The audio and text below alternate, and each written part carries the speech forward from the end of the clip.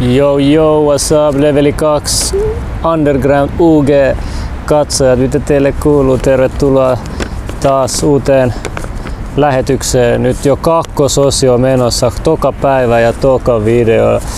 Let's get it, pistäkää yläpeukkuu tähän näin. Mä ei varmaan näy yhtään missään, mutta me ollaan täällä Gedossa. Mutta samalla meitsi on täällä meidän oikeassa kodissa täällä luonnon helmassa keskellä.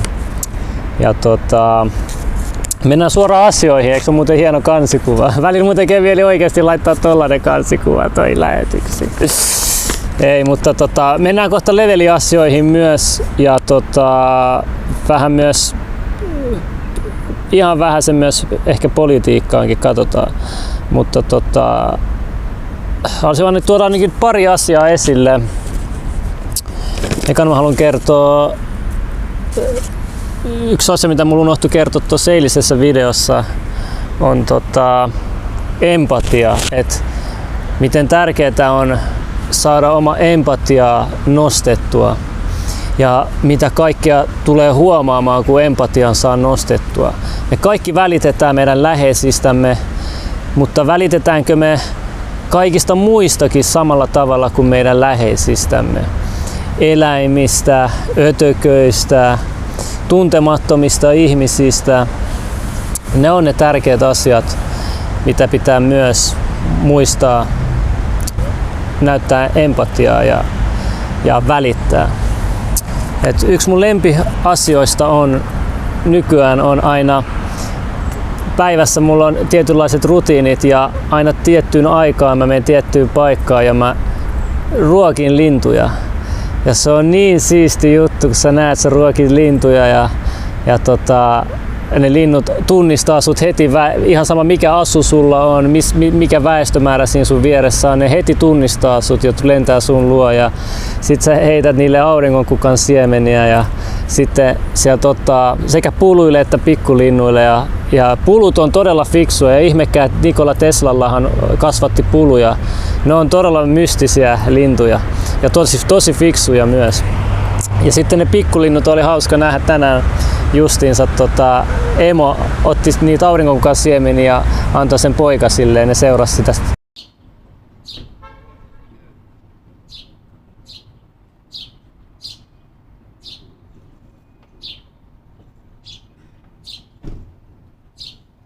Lensi mukana sen vieressä ja sitten se antoi niille ensin ja sitten se itse söi.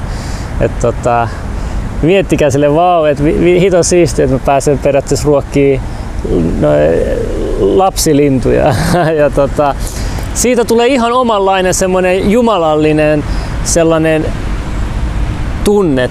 Et ihmiset hakee sitä vallan tunnetta, ne hakee ihmisiä alistamalla sen voimakkaan, voimallisen tunteen, kun sä voit saada sen ihan ruokkimalla, palvelemalla ihmisiä, eläimiä. Mutta joo, ei nyt mennä liikaa noihin juttuihin, mutta mä halusin vaan tuoda sen esille, koska oikeasti se on tärkeä asia.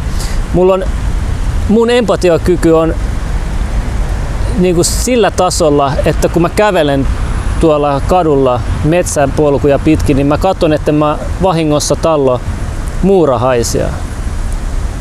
Et muurahaisen elämä on niinku mullekin jo niinku tosi tärkeä asia.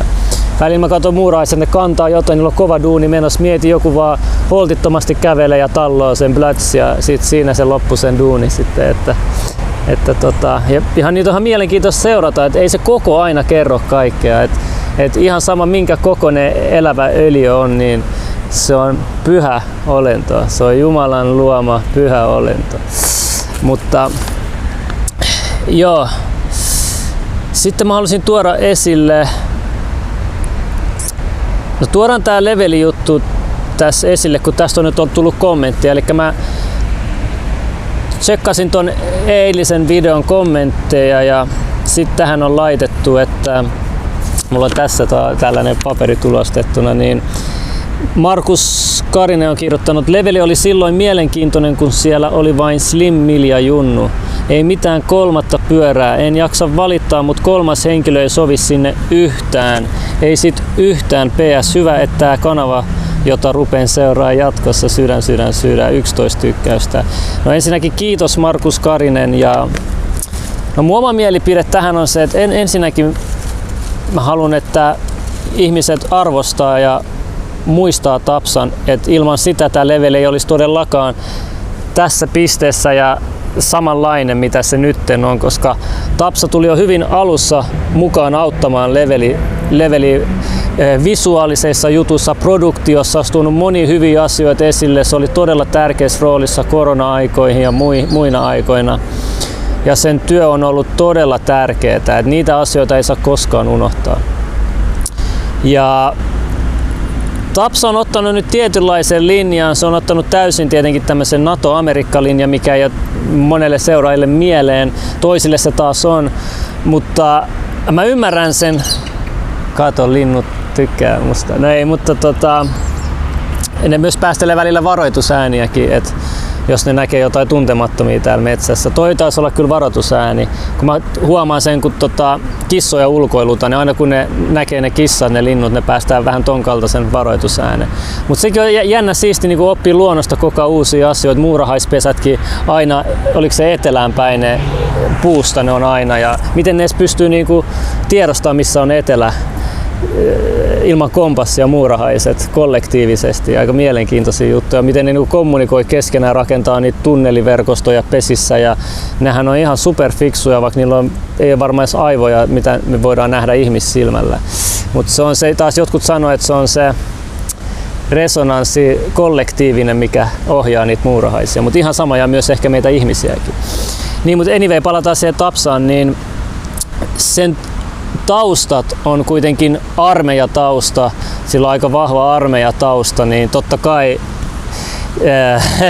se vaikuttaa Tapsaan ja totta kai kun me pidetään sen tosi venäjämielisenä ohjelmana, niin kyllähän kyllä kuitenkin se sukulaiset muut varmaan katsoo tätä ohjelmaa muuta, niin ne haluaa myös, että se on myös tiukasti sitten on sitä vastaan, mutta toisaalta se sitten tuo sellaista, että molemmat näkemykset tulee esille ohjelmassa, mutta mä ymmärrän kyllä, että välillä se voi nyt liikaa ja näin poispäin. No itse asiassa siihen asiaan liittyen mä vielä otan tämän yhden kommentin, joka oli tuossa Leveli pääkanavan tässä viimeisimmästä jaksosta otettu. 45 tykkäystä, yksi eniten tykätyimmistä kommenteissa Jesui-nimiseltä käyttäjältä. Backmanin haastattelu oli paljolti hukkaan heitettyä aikaa, koska oli pitkälti ihmejankkausta. Mielestäni studiossanne vastakkainasettelu natottamisen ja Venäjän puolustelun kanssa on mennyt liian pitkälle. Liikaa menee aikaa hedelmättömään väittelyyn ja nälvimiseen. Sellainen ei tuota lisäarvoa. En ole paras ihminen arvioimaan asiaa, mutta jos Virosta heitetään ulos 40 vuotta maassa asuneita ja töitä tehneitä venäläisiä, niin kyllä se kyseenalaiselta kuulostaa, vaikka heillä ei ole Viron kansalaisuutta olisikaan. Tässä kohtaa mielestäni Tapsa osoitti ymmärtämättömyyttä jankkaamalla vain, ettei kansalaisuutta ole. Itse tosin vielä tarkistaisin, pitääkö nämä väitteet ylipäätänsä paikkansa. Ja sitten joku oli vastannut 11 tykkäystä perussaata. Ja juu, Tapsan logiikka, se on laillista, se on ok, on lapsellinen ja historiaton. Voi nopeasti keksiä monia asioita, mitkä olivat laillisia, mutta eivät nykyisen moraalikäsityksen mukaan oikein. Ikään kuin perseillä ei voisi lain puitteissa. Virolaisilla on historiallinen syyt olla tykkäämät venäläisistä, mutta ymmärtääkseni siellä ei pahemmin ole mitään siltoja yritetty rakentaa sen suuntaan, en tiedä tarkemmin, mutta suoraan ei kannata uskoa Tapsan ja Backmanin väitteitä. Joo, no mun henkilökohtainen mielipide on, että okei, mä ehkä kaikki toimii johdatuksen kautta tässä ohjelman lähetyksessäkin, että Tapsalla nyt on joku rooli tässä näin, tai sitten ei, mä en tiedä, mutta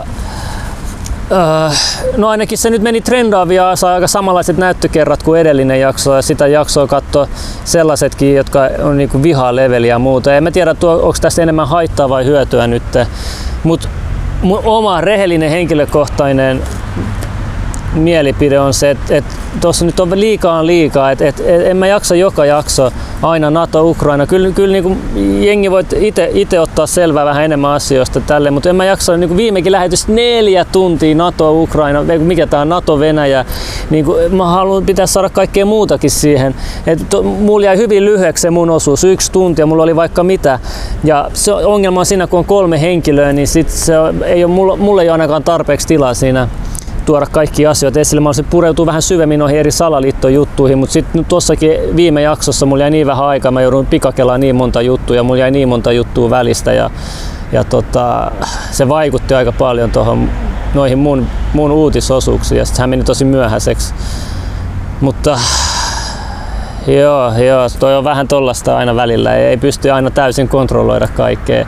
Ja eikä se nyt ole pelkästään mun ohjelma, vaan siellä on Junnu ja Tapsakin myös. Ja aina välillä vähän jollakin menee aina jotain yli ja se on ihan normaalia, mutta kyllä mun mielestä ne semmoiset jaksot, missä niinku on ollut vaikka minä tai Tapsa tai minä tai Junnu. No Junnu Tapsa ei oikein toiminut, se me nähtiin sen aikaa kun mä olin poissa.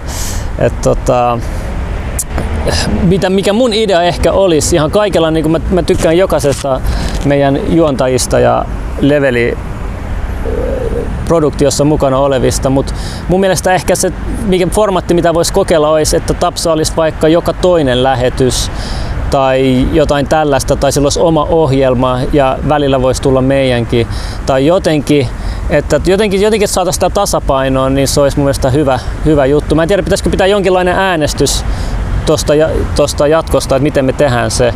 Mä uskon, että siihen olisi kaikki valmiina ja se voisi ehkä toimia, jos pidettäisiin ensi sunnuntai-lähetyksen äänestys, että minkälainen linjaus ja suuntaus me otetaan, mutta loppujen lopuksi mä ihan tyytyväinen kuitenkin tuohon, vaikka mä en saanut haluamani tuossa viime jaksossa, koska se meni kuitenkin nyt trendaavissa ja vähän herättänyt keskustelua tuolla Twitterin puolella ja oli hyvä väittely kuitenkin, vaikka siinä olikin, niin kuin siinä oli draamaa ja muuta, mutta sehän kuuluu tuohon leveliin ja se auttaa meidänkin ohjelmaa.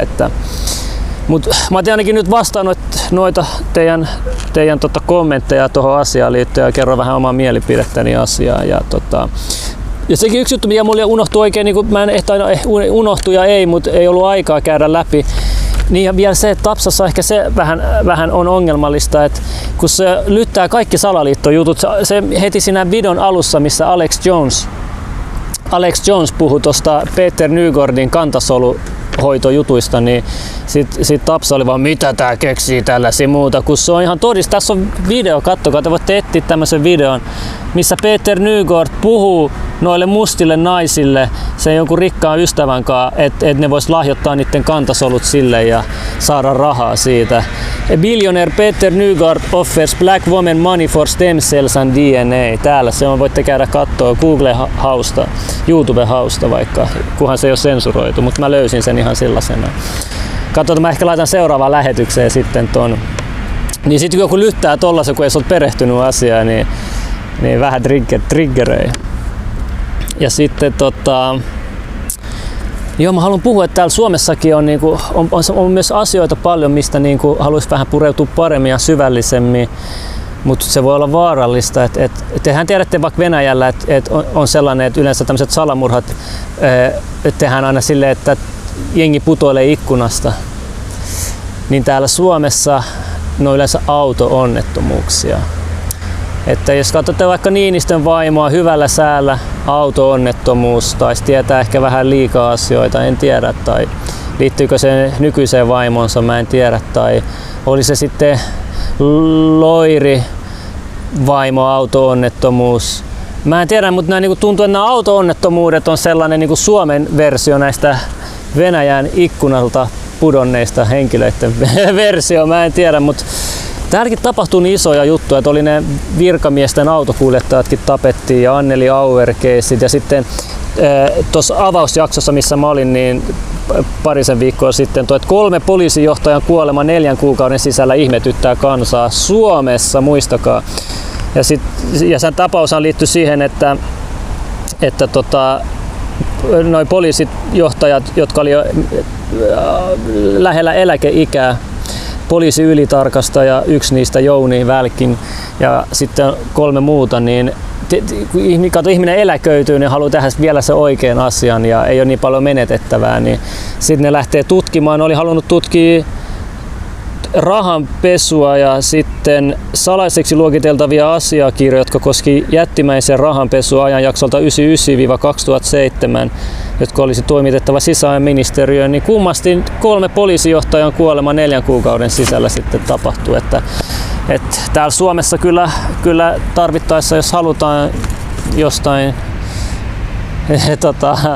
eroon, niin se onnistuu näköjään aika nopeastikin ja ilmeisesti helposti. Mutta joo,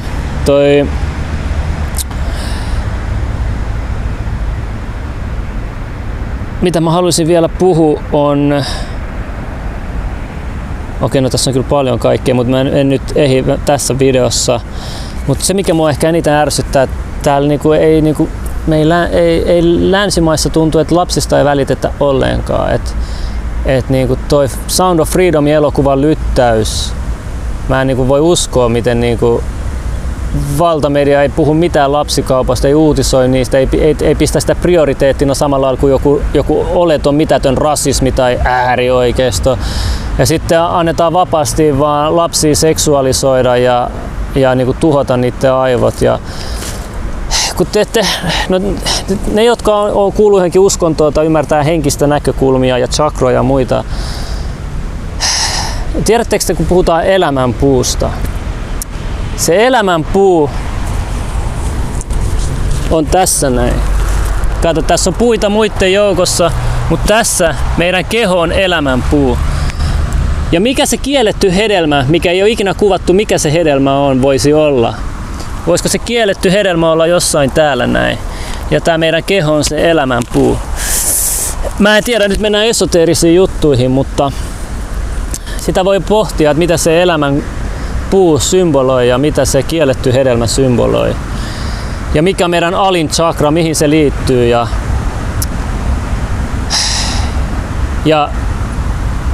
ja mitä pahuus, ultimaattinen pahuus, minkälaista aistinautintoa ne oikein harrastaa ja mihin ne yrittää mihin tasolle ne haluaa ihmisiä, miksi ne haluaa ihmisiä niin paljon kiinnittää huomiota omaan sukupuoleen ja seksuaalisuuteen, mikä meidän alin chakra. Niin nämä on hyviä kysymyksiä, mitä voi esittää. Että käydäänkö me, niin kuin Niinistö on joskus sanonut, että käydäänkö sotaa ihmisten sieluista vai niin kuin taistelua ihmisten sieluista vai mistä tästä on kysymys? Mä en tiedä, jos te kiinnostaa esoteerisetkin jutut, niistäkin voidaan puhua. Et kaikki topikit on avoinna täällä sitten tarvittaessa.